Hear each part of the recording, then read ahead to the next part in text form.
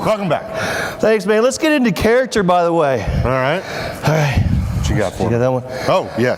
By the way, do you know why they created astrology? No, I don't. So economics would look like an exact science. Damn, it's freaking. Well, you know, they say economists have correctly predicted the last 9 out of 5 recessions. Okay, so that was lame. All right, we apologize. Our next featured speaker is always one of our most favorite parts of the sales rally. In fact, he's appeared at nearly every Supreme Lending sales rally, and this year is going to be his most fascinating and informative talk yet.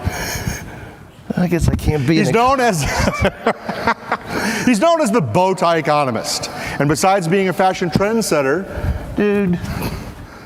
he's an economist, a public speaker specializing in making the details of economics fun, relevant, and educational.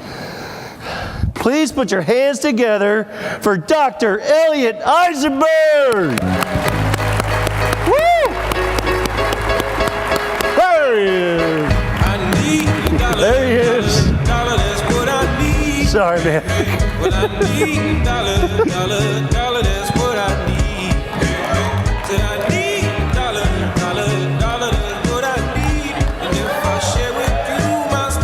Nice, nice. This is awesome.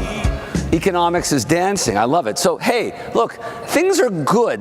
They're not great, but they're good, and that's good enough for us. This notion of a recession is, we're thinking about it too much. We're thinking about it too early. Are we going to have one? Yeah, of course we're going to have one, but not now. And here's why. If you look at GDP, this is all goods and services produced in the U.S. You had this in some terrible high school class or college class, but you were taking too many drugs, you don't remember, right? So what's the story? C is household consumption. It's 68% of GDP. If it stays fine, we stay fine.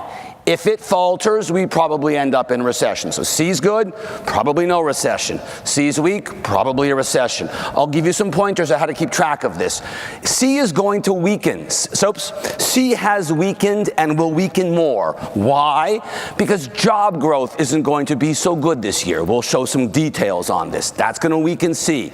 I is already weak. Corporations aren't investing much in plant and equipment because they're nervous. The dollar's strong, exports are weak, globe is slowing, blah, blah, blah, blah, blah, blah, blah, right? All these things. Europe's slowing and so on. No I. So I is weaker. G is government spending. It's also weaker because there's no tax cuts this year. There's no big spending increases this year. So G is weaker. And exports are weaker too because the dollar's stronger and trade and uncertainty and so on and global slowing. So the key thing is C. Focus in on C. C's good, we're good. C's weak, we probably go into recession. Now, the stock market's doing fine, so we're feeling pretty good about ourselves despite all the headwinds that we face, right? There's tons of headwinds out there. All these things I've talked about. We'll talk about some more of them. Energy's in recession. Manufacturing's in recession.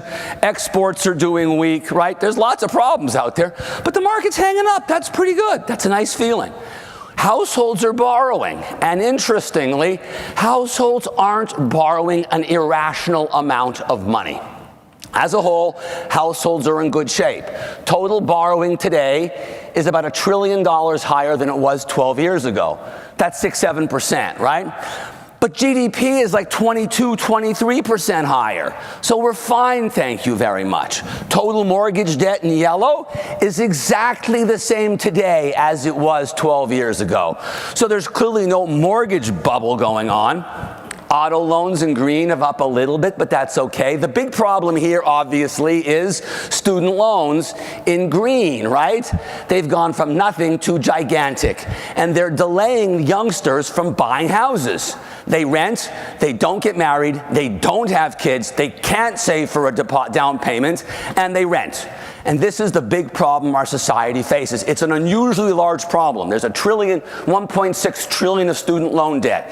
It's not going to cause a recession. It's a chronic problem, not an acute problem. But nonetheless, it's slowing down economic growth and consumption and spending because you have all this payment you got to make to pay off your loan that you borrowed for 10, 15 years ago. So younger households are having a harder time of it. Older households that don't have the student debt are doing okay. So this is all altogether pretty good, unlike the last recession where households drove us into recession because they had no money because they overborrowed, right? Nah, now it'll be households not spending because they're nervous about what may come, and they'll voluntarily pull back and cause a recession. But we're okay for now. We're okay, right? That's the stock market. Oh, we went there. Stock market's good. This is, this is consumer confidence. It's fine. It really is. It went down. It went up in December. Government closure, stock market decline, went down, went back up. We're good. Households are fine. They really are. Small business, plenty good enough. Given the stresses that they're under, this is not bad. This is the top 20% in the history of this series, and the series doesn't end there, it begins in 1975. So they're relatively happy. Households are good. Small business is good. But yet, we're slowing. There's no question about it. Auto sales, it's weakening, right? It's not awful. It's not declining like it did there, or there, or there. Those were precipitous declines that were causing recession-inducing. Now it's just a little decline of 1% and 2% and 1%. Not going to cause us a recession either. But weakening, no question about it. This is recreational vehicle sales. You know, you need a car to have a job, right? An RV, you actually don't need a job to have an RV, ideally, right? Now, the RV thing is really interesting because who buys RVs?